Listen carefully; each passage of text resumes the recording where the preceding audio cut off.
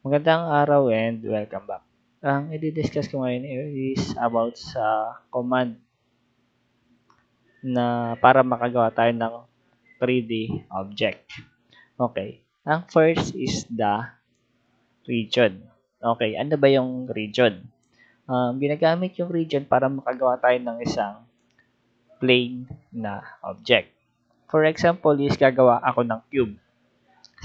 Para makagawa ng cube, meron tayong dalawang way. Isa is yung paggamit ng rectangle. Ayan, ito, rectangle, halimbawa 25 by 25. Okay, rectangle ang ginamit ko dito. And then, next is the line. Okay, 25, 25, 25, and then 25. Okay, pag extrude natin yan, kung mapapansin ninyo, itong rectangle is solid object siya. Okay, kasi ano na siya, ang plane object na. Hindi katulad ng line, pag extrude natin siya, mapapansin natin na butas yung ating cube. Hindi siya talaga totally cube. Unless pag ginamit natin yung region. Okay, gagawa tayo ulit ng box from gamit yung line na command. Okay, 25, 25, 25. Ngayon is nagamit ako ng command na region. Ang shortcut key ng region is R, E, G. Enter, and then select object. Select lang natin yung box, and then enter. Okay. Isa na siyang plane object.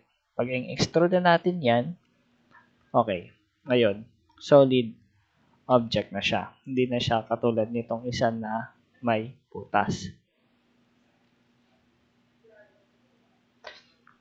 Okay, next naman is yung extrude.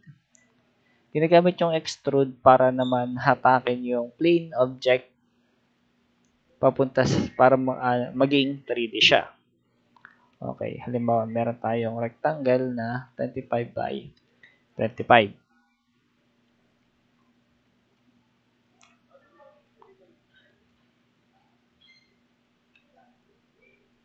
Okay, extrude, ang shortcut key ng extrude ay EXT. Enter lang natin yan, select object, and then ilagay na natin yung extrusion height niya. For example is 25. Okay. Meron na tayong cube na 25 by 25 by 25. Next naman is yung tinatawag natin na extrude siya pero may angle. For example, gagawa tayo ng rectangle ulit. 25 by 25 and then EXT. Extrude, enter, select object, enter, and then mapapansin natin dito sa baba is yung taper angle. Ang shortcut key ng taper angle is letter T. And then, enter lang natin yan.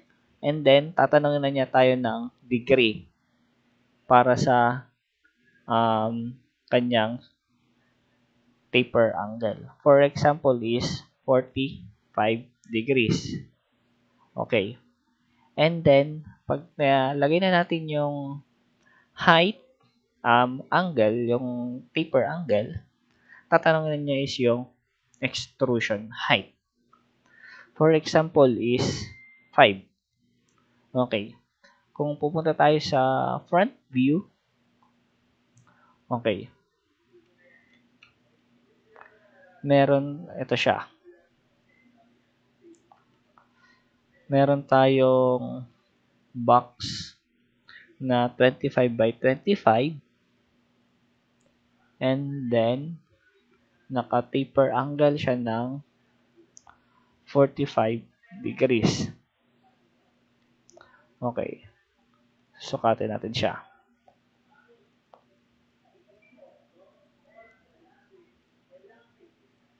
Ayan, 45 degree angle na may taas na 5.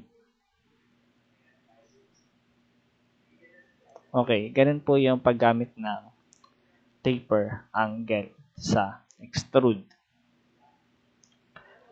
Okay, next naman is yung slice. Okay, syempre from the word itself, ang nagagawa lang ng slice is i-divide niya yung object sa dalawa or hahatiin lang niya. For example, ito. Gusto ko siyang hatiin sa gitna. Okay, pag ganun, gagamit tayo ng command na slice. Punta tayo sa top view. Okay, burahin na natin to. Top view. And then, SL or shortcut key ng slice. Enter. And then, select object to slice. Ano yung object na gusto nating slice? Siyempre ito. And then, enter. Okay, specify the starting point or slicing plane. Ibig sabihin kung saan natin siya hihiwain. For example, itong object na to, hihati natin siya sa gitna, which is ito yung kanyang middle point. Napunta sa kabila. Enter. Ayun. Mapapansin nyo is nahiwa na siya. Okay, punta tayo ng 2D wireframe. Ayan. Ito na yung kanyang nahiwa. Or yung pinaghiwaan niya. Okay. Next naman is yung tinatawag natin na union. Pag sinabi naman natin union, itong dalawang object na to is gagawin niya ulit na isa. Okay. Ayan. Ayan. Para maniwala tayong dalawang object na yan. And then slice siya. Okay. Ngayon, ang gusto natin gawin is pag-iisahin natin siya. Or gagawin natin isang object.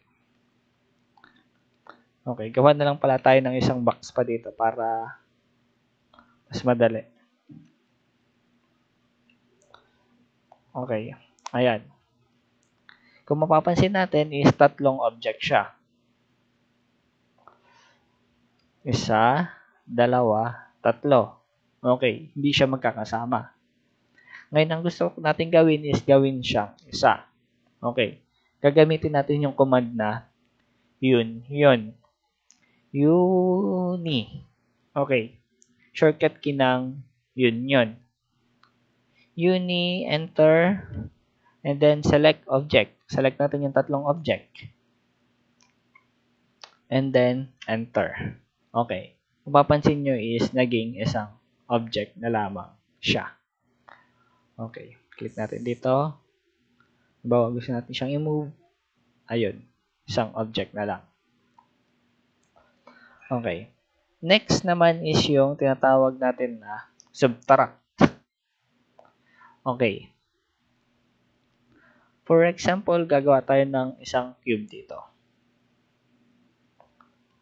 Rectangle. Or gagawa na lang tayo ng isang rectangle. Ayan. And then, extrude natin siya. Okay, kung mapapansin natin siya sa realistic is nag-overlap yung dalawang object. Okay. Ngayon, gagamit tayo ng subtract para mabawasan natin itong object na ito. Or yung area na nasasakop nito dito. Ibabawas natin yung area na nasasakop nito dito. Okay, subtract. Pwedeng SU. Enter. Siyempre, select object. Ano ba yung gusto nating object na bawasan? And then, enter yung object na ibabawas natin. Enter. Ayun. nabawasan na siya. Ibig sabihin, lahat ng area na sakop nitong rectangle na to is nawala. Okay, SU, select the object, enter, and then itong object na to, ayun, na wala na. Yun yung paggamit ng subtract. Siyempre, nakadepende na sa inyo yan. For example, ito, gusto ko bawasan ito. Pwede naman akong gagamit na lang ng slice.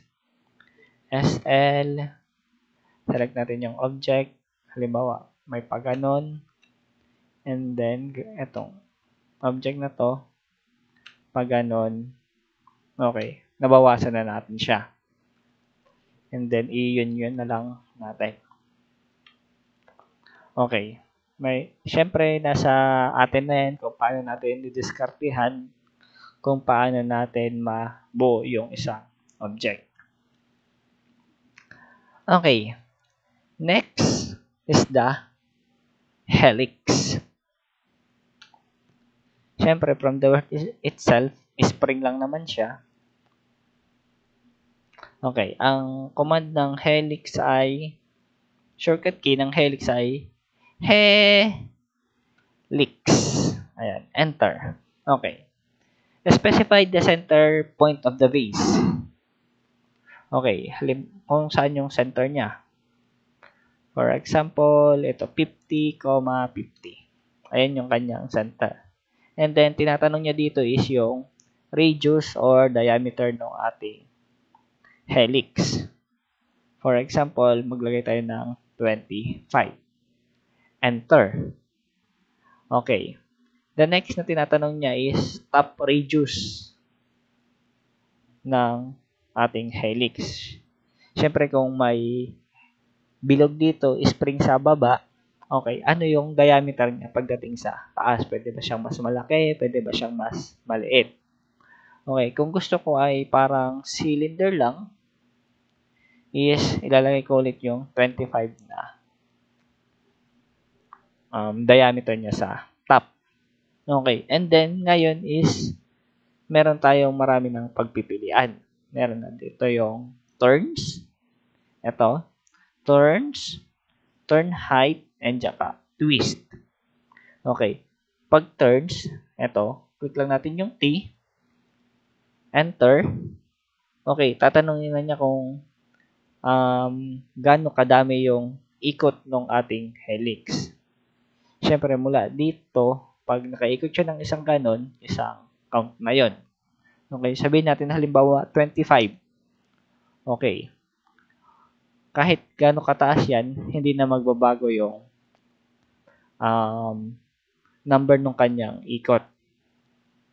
Ibig sabihin naka 25 na ikot na siya. Kung bibilangin nyo mula dito, mula sa baba hanggang taas is 25 turns siya. Next is yung twist. Siyempre yung twist is tatanungin lang naman niya kung clockwise or counterclockwise. Pag CW clockwise, pag CCW is counterclockwise. Halimbawa is counterclockwise. Okay. Ayan. Pag twist ulit natin, clockwise, ang papansin nyo is nagbago na yung ikot ng ating helix. Okay, next is the turn height. Ito. Ibig sabihin itong turn height is gaano ba kataas yung height from the first point niya papunta doon sa isang point. Okay. Ito na lang example. Turn height natin is 1. Okay, enter. Ito. Kung 25 yung ikot nitong ating helix, ibig sabihin, yung kanyang complete rotation na isa is may taas na 1. Punta tayo ng front view. Ayan. Ibig sabihin, mula dito hanggang dito is meron siyang height na 1.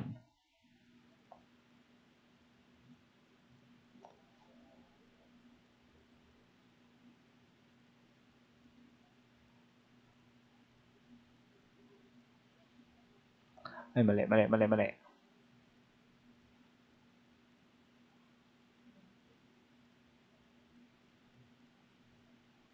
Ayan, meron siyang height na 1.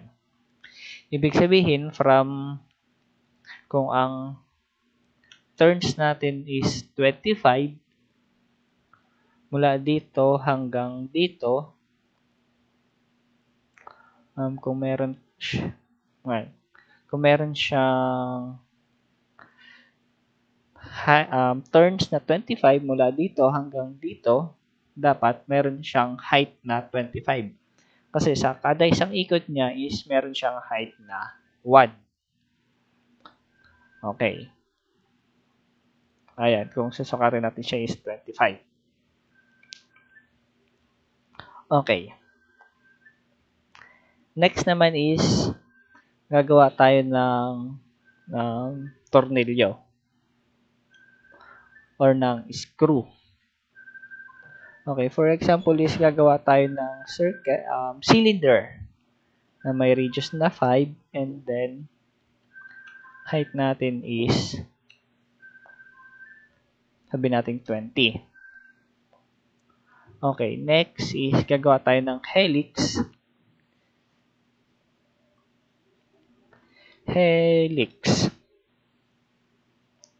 Hanapin natin yung center niya. Diameter ng helix. Diameter sa taas is 5. And then, ayan, 20 yung height ng ating helix. Ayan. Kung babalik tayo sa 3D, okay, meron na siyang spring doon sa ating cylinder. Okay, paano ba natin to babawasan? Itong ating cylinder. Okay, ang gagawin natin is maglalagay tayo ng circle dito. Okay. Okay, i-move ko muna yung ating cylinder para mas madali. Ayan. Okay. Realistic. Ayan. Helix siya. Ito solid or cylinder. Gagawa tayo ng circle dito sa pinakababa ng helix. Okay. Halimbawa ay 0.5 yung ating circle. And then, yung command na sweep. S-W-E-E-P. Enter. Select object to sweep. Ibig sabihin, pag itong circle na to, susundan niya itong buong helix na to hanggang sa endpoint. Select the object, enter, and then yung kanyang path. Select natin yan, and then wala nangyari. Sweep. Select the object, enter yung kanyang path. Okay. Ayaw niya kasi parang yung view nitong circle natin is flat. Pupunta tayo sa front view. Okay. I-move lang natin konti itong. Okay, ito na yung dulo ng ating helix. Okay. Ito siya, punta tayo ng front view. And then, circle na 0.5. And then, sweep. Select the object.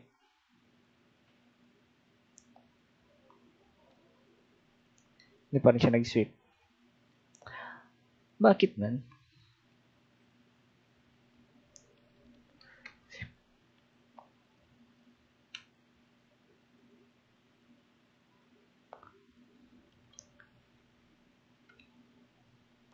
Okay, try natin litan yung ating diameter ng ating circle.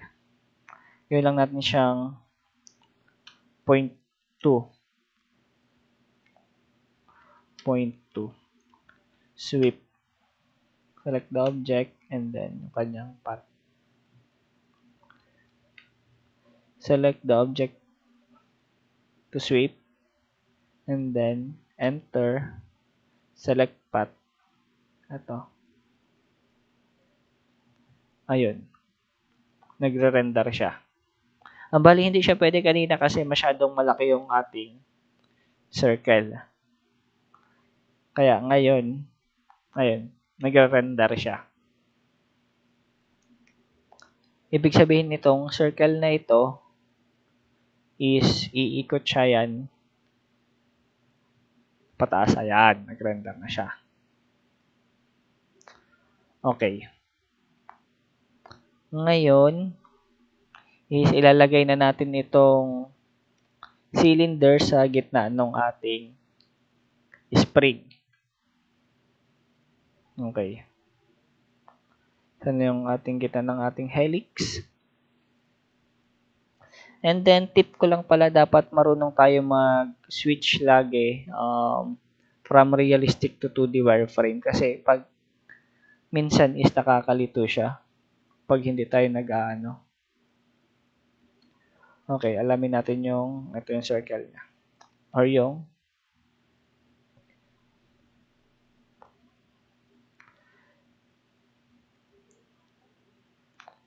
TED. And then, yung center ng ating cylinder, punta sa center nitong line natin. Okay, pag titignan natin sa realistic, nakagitna yung ating, hindi siya nakagitna pala.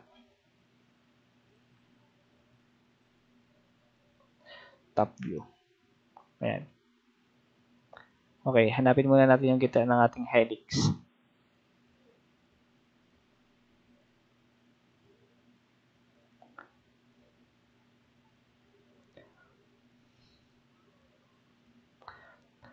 Okay. Mabagal kasi yung PC natin. Matagal siya mag-render. Kaya nagkakaroon tayo ng problema. Okay, hintayin lang. Ayan. Ito yung gitna ng ating circle. And then, ito yung gitna ng ating helix. Okay, dapat yan nasa paras yung gitna para naka-perfect siya sa ano.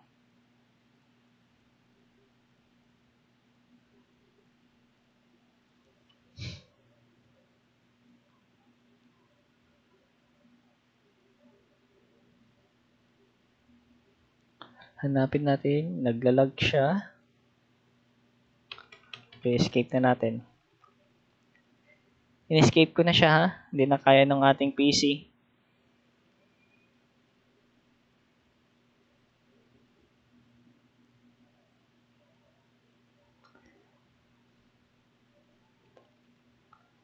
Ayun. And then, okay, i-assume na lang natin na na nasa gitna itong helix or yung spring natin sa gitna ng ating cylinder. Kasi pag move natin, hindi kinakaya ng PC natin. Ngayon, ang gagawin ko na lang is isusubtract ko itong ating spring sa ating cylinder para makagawa tayo ng thread ng screw. Ayan. Select muna natin yung spring and then enter. Select natin yung cylinder. Enter. Okay. Ayun. Matagal mag-render. Hintayin lang natin na mga 5 minutes. Ayun. Mali pala. Control Z. Mali tayo nang na-subtract. Dapat ang i-subtract natin is yung ayun. So, i-click muna natin yung cylinder. SU, enter, and then cylinder, enter yung spring. Ayun. Okay, i-assume na lang natin na naka-center parehas kasi hindi na kinakaya ng ating PC. Ayan, kung titignan natin, mapapansin natin na ito is natabasan, yung cylinder natin is natabasan siya ng helix. Okay, ganun lang yung paggamit ng sweep helix. Sweep at saka ng helix. Okay. And then, tip ko lang din is dapat marunong tayong mag-manipulate ng ating views habang gumagawa tayo. Kasi, syempre, mas madali kung alam natin kung saang view yung ginagawa natin. Okay, yun lang naman yung mga common na ginagamit sa 3D. Yung slice, add, union, uni, subtract, at saka region. Okay, syempre nakadepende na sa inyo, nasa diskarte na ninyo kung paano nyo gagawin yung isang object. Yun lamang po at maraming salamat.